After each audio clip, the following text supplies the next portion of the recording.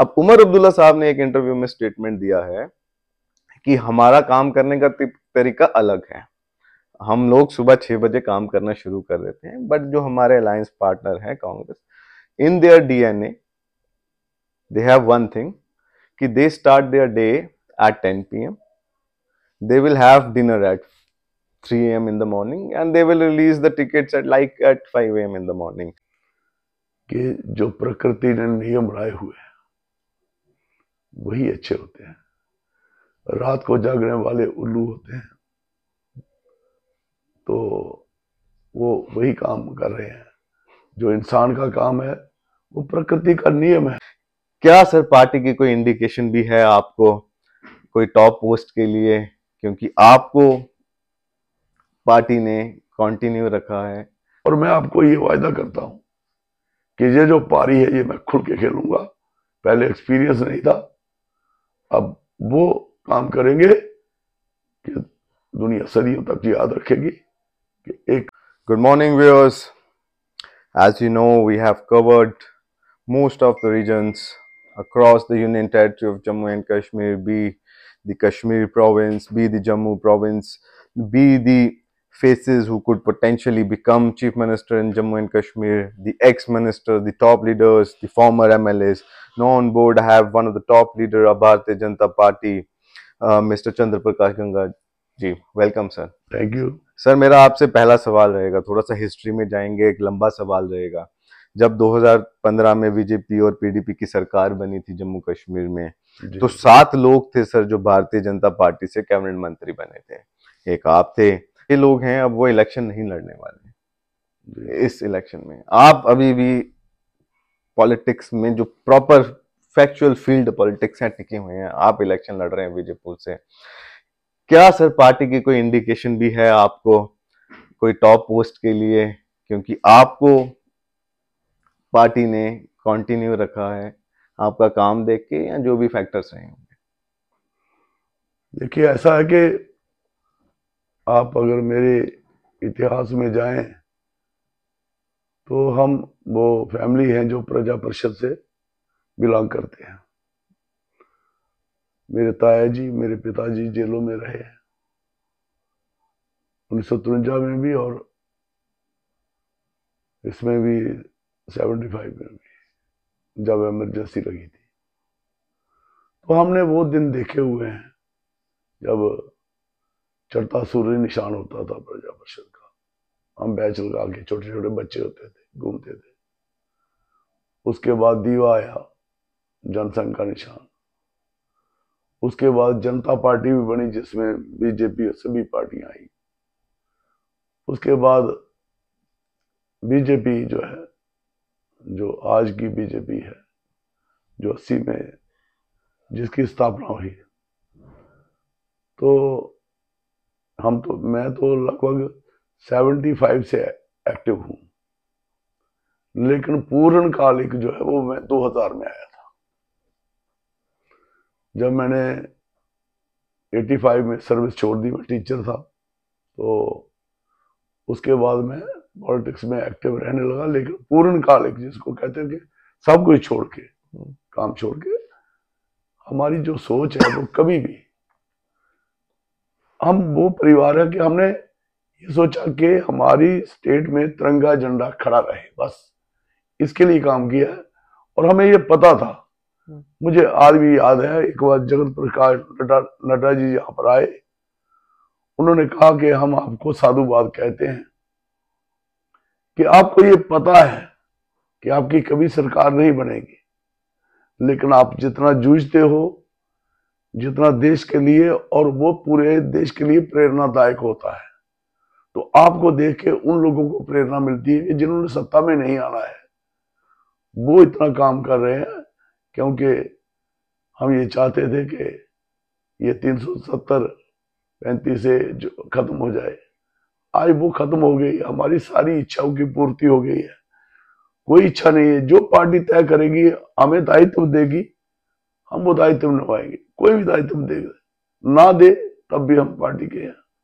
जीवन अपना समर्पित कर दिया है और कोई काम नहीं करते हैं। एक ही काम है, जनता की सेवा और अपने आप को एक रोल मॉडल बनाना समाज में।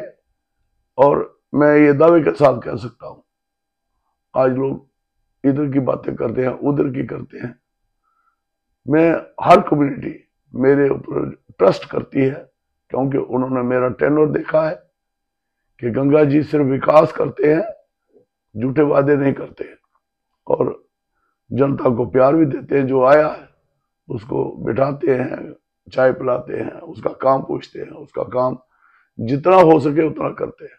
सर आज के दिन पे आप सबसे सीनियर मोस्ट लीडर हैं पार्टी में। जी जी। अगर हम इलेक्टोरल पॉलिटिक्स की बात करें, क्योंकि पॉलिटिक्स में सबसे जरूरी जो महत्वपूर्ण चीज है दैट इज विक्ट्री। विक्ट्री के लिए इलेक्टोरल पॉलिटिक्स सबसे ज्यादा मैटर करती है।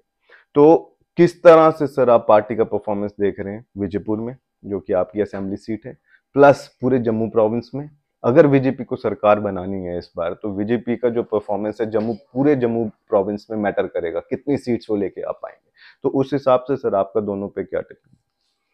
हमारी 3 सीटें हैं, हम तीनों की तीनों जीतने जा रहे हैं, और जीतने नहीं जा रहे हैं, मैं आपको बड़े विश्वास के साथ कहता हूं, आप 8 तारीख मेरे पास आना, हम सभी की जमानतें जब्त करने जा रहे हैं।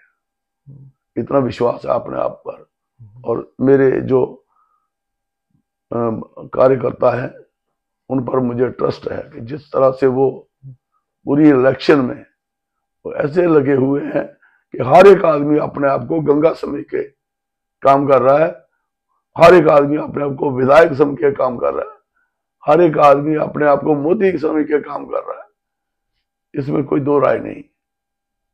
सर आपकी जो कॉन्स्टिट्यूएंसी है ये बड़ी एक ट्रिकी कॉन्स्टिट्यूएंसी भी कहा जाता है, क्योंकि इसमें अलग तरह के लोग रहते हैं। इंडस्ट्रियल एरिया भी आता है, डेवलपिंग एरिया आ रहा है, जम्मू के साथ टचिंग एरिया आ रहा है, जहाँ पे अपने तरह के इश्यूज हैं। सर बीजेपी के मैनिफेस्टो की बात करें, 26 पॉइंट हैं, दैट इज फॉर पूरे जम्मू कश्मीर, दैट पूरे for the whole Jammu Kashmir.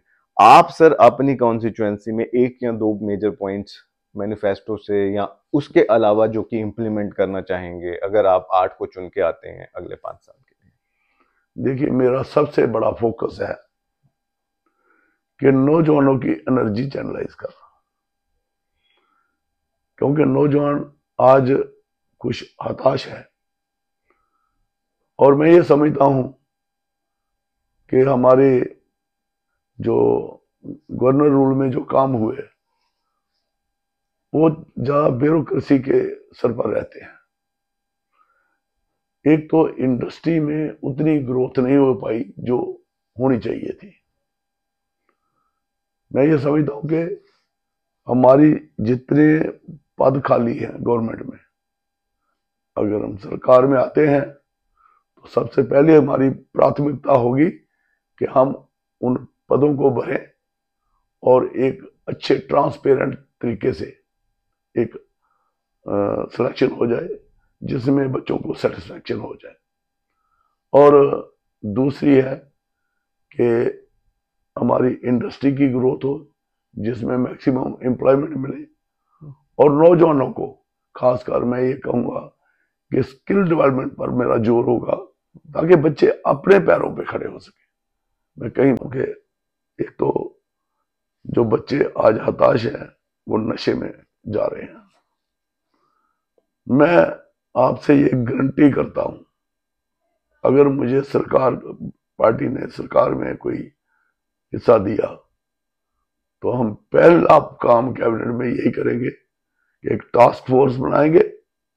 जो आज तक तांडव चल रहा था, ये जो ड्रग्स का, इसको जड़ से उखाड़ेंगे। उसके लिए जो भी कदम लेने होंगे सख्त से सख्त बोलेंगे। सर मेरा आखिरी सवाल आपसे होगा, क्योंकि अब आप सीनियर मोस्ट लीडर हैं भारतीय जनता पार्टी के, तो इस सवाल पे आपका कमेंट करना मैटर भी करेगा। आपकी पार्टी से रिलेटेड नहीं है, आपके प्रिंसिपल अपोजिशन पार्टी से रिलेटेड है, जो कि कांग्रेस है जम्मू प्रोविंस में, जो कि बीजेपी की प्रिंसिपल अपोजिशन पार्टी है पूरे प्रोविंस में।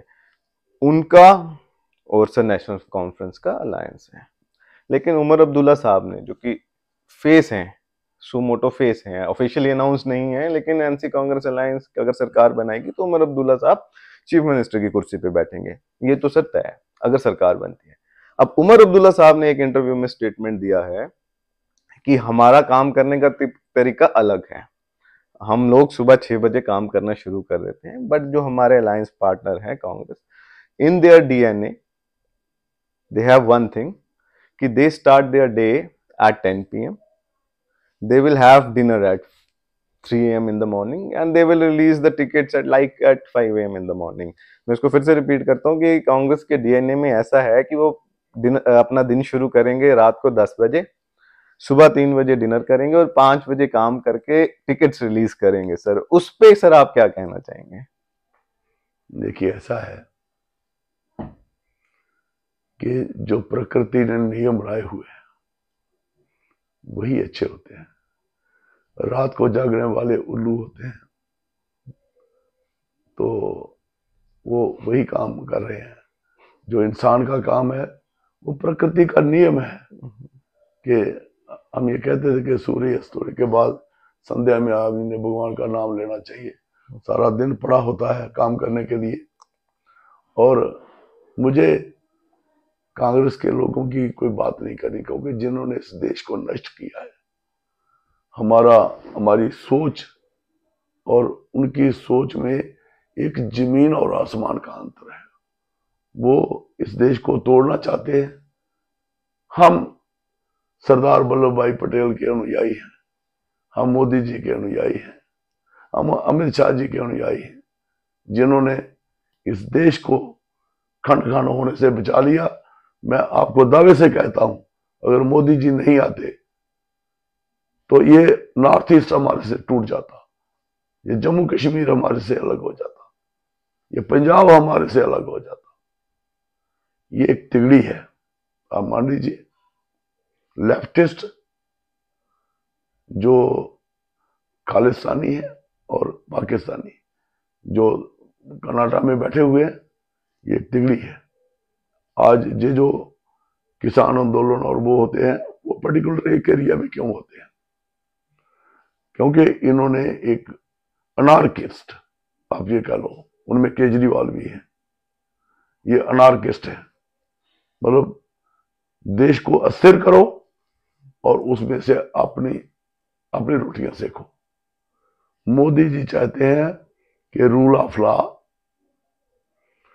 और स्थायी शांति और स्थायी विकास। आज हमारा देश कहां जा रहा है? मोदी जी देश की इकोनॉमी को कहां ले गए हैं? अगर इनके हाथों में देश आ जाए, ये देश को खंड खंड कर दे, इकोनॉमी को डिस्ट्रॉय कर देंगे। आपको वो दिन भी याद होगा जब सोना गिरवी रख के देश को चलाया था, दिवालिया हो गया था इतना बड़ा देश। अगर आज वो स्थिति आ जाए तो इस देश को कौन संभालेगा? ये बड़ी गहरी सोच की बात है। मैं वही कहता हूं कि राष्ट्र प्रेम की भावना हमारे अंदर कूट कूट के भरी हुई है। हम देश के लिए, अपने समाज के लिए, नौजवानों के लिए, मुझे ईश्वर ने वो मौका दिया, मेरी सीनियर ने, मोदी जी ने, अमित शाह जी ने, जगत प्रकाश नड्डा जी ने, मेरी पार्टी की स्टेट हाई कमान के सभी लोगों ने मेरे ऊपर विश्वास जताया। और मैं आपको ये वायदा करता हूं कि ये जो पारी है ये मैं खुल के खेलूंगा। पहले एक्सपीरियंस नहीं था, अब वो काम करेंगे कि दुनिया सदियों तक याद रखेगी, कि एक लैंडमार्क बनाएंगे। Thank you sir so much for giving you